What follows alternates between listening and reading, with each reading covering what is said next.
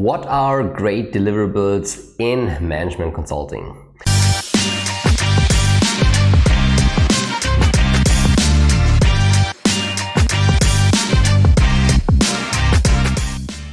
Hi everyone, my name is Johannes and welcome to this channel. Welcome to Mastering Consulting. On this channel I share my own learnings and experiences from my own current journey in management consulting to help you to have a successful career in consulting and also live a balanced life.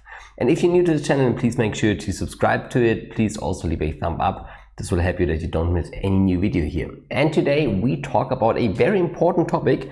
We will talk about great deliverables in management consulting. Let's start maybe with talking a little bit about what deliverables actually are and why they are so important in management consulting. A deliverable is basically the end result of a certain task or a certain process. And in each consulting team and in each consulting project, you have certain project deliverables. Okay, so this means that at the end of the project, you deliver something to the client, and that is what we call a deliverable.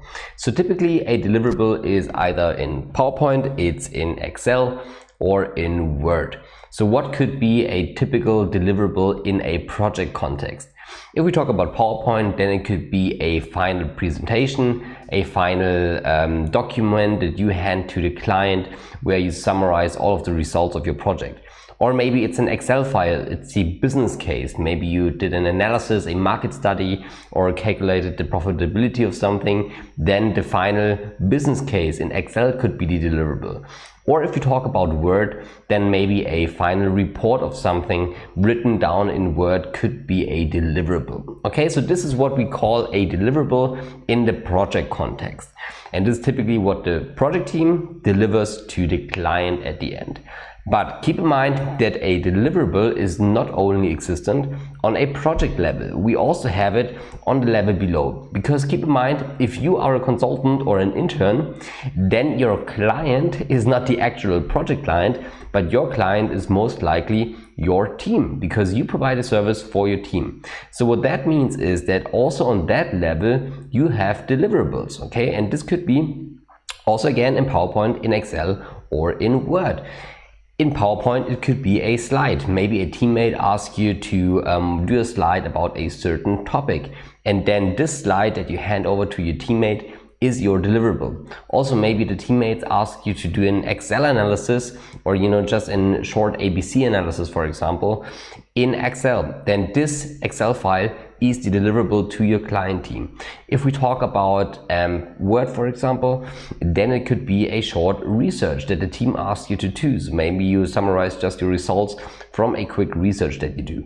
Also, that can be a deliverable.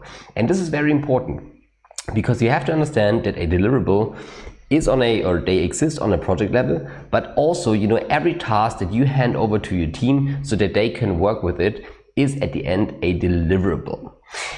And why is that so important? Because in management consulting, probably or actually everything we do ends in a deliverable. So every task we do should be processed in a way that it can be handed over to your teammates so that they can use it directly, or that it can be handed over to the client.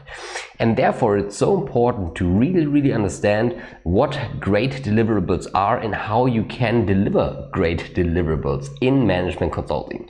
And there are basically three aspects that each deliverable, no matter on what level, needs to fulfill. So first of all, they need to be on time. Second, they need to have very high quality. And third, they need to be in a very good design. And we will talk about each of those three aspects in a second. So let's start maybe with the first aspect. Let's talk about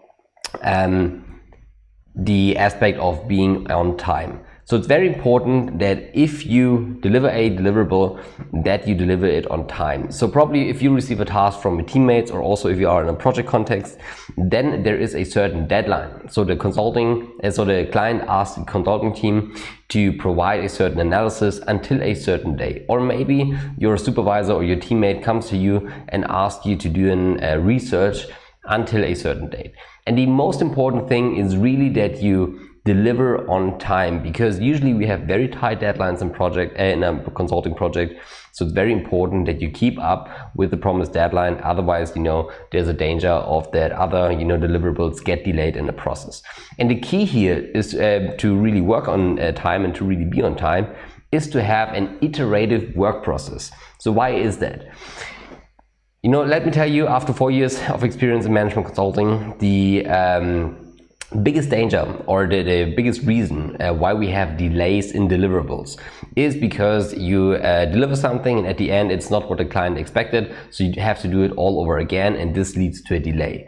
The key to solve that is to have a very iterative approach, so that you immediately after you receive the task, send an outline, for example, to your client or to your teammates, if that is the structure that you can work with. And throughout the entire process, that you give regular updates. This is very important because it's easier to change something in the structure or maybe in the content at the beginning of the process, rather than you have, if you have the entire design already ready, and that usually causes a lot of work and effort. So the important thing to deliver on time is to have an iterative work process, to plan that you have some feedback loops in between, and this is really something that I can recommend on each level.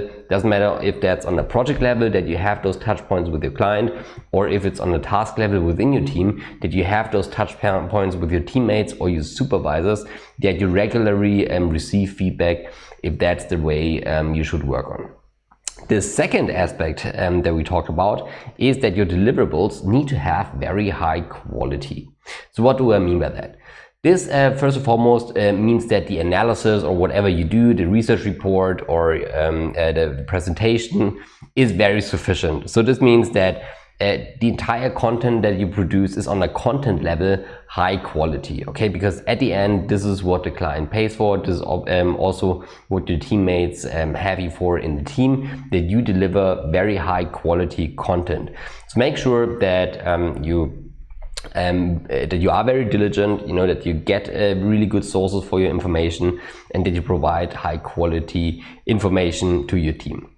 But it also means that the final deliverable itself has a high quality. So this means, for example, that in PowerPoint that we don't have any spelling mistakes, that we don't have any typos in there. If we talk about Excel, then you should be really sure that there are no formula mistakes, that all the sums add up, for example. This is also a very common mistake. And if we talk about Word, for example, again, spelling is probably the most or the biggest mistake, or some formatting issues. Okay, so this is really important, that if we think about quality in a deliverable, that we have those two views.